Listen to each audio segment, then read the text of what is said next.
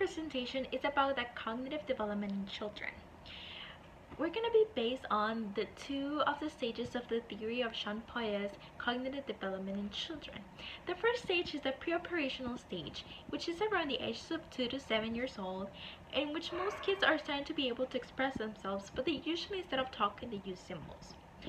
The next stage is the concrete operational period, in which is around the ages of 7 to 11 years old, and most kids are able now to perceive operations in the sense of being able to distinguish when like an orange juice is being poured from one glass to another glass. Based on Piaget's theory, my hypothesis is that Emily, now a 7-year-old child, is gonna be in a different stage as when she was 4 years ago, the first time that I performed the experiment on her. Most kids her age have developed a proper sense of a theory of mind.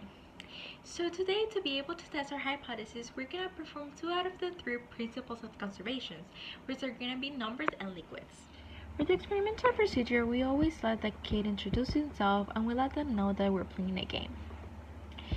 We then proceed to set 2 lines of 7 candies with the same length and space between them.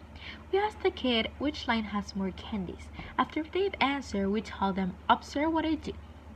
Then extend the second line of candies, leaving more space between them so that it appears to be longer.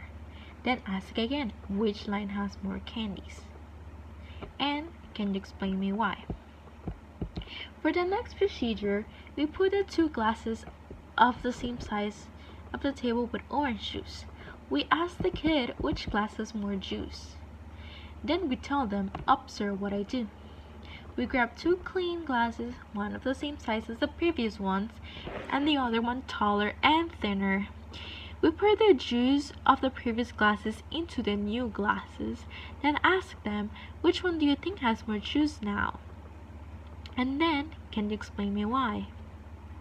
The first time I performed the experiment on her general response was, the more long it is, the more quantity it has to have.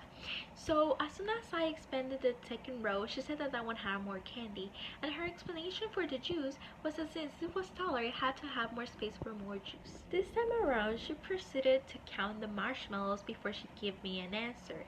And as soon as I expanded it, she made a recount because she was hesitant of her answer, but she still opted to say that the both rows had the same amount of candy. For the juice, she had a very similar response, and she said that since it was taller, it meant that it had more space for more juice. So to expand this project, for the subjects in the study, I would like to add different genders and different ages, because that allows it to have more collection of data. For the activities performed, I would like to include different colors, since that would help us see if their judgment is going to be based on preferences. Taste in color, it's very interesting because it helps us identify personality traits or how they view the world. However, we need to remember that every kid is different and there's not a set timeline into when they develop cognitive abilities. But it is interesting to test a well-known theory.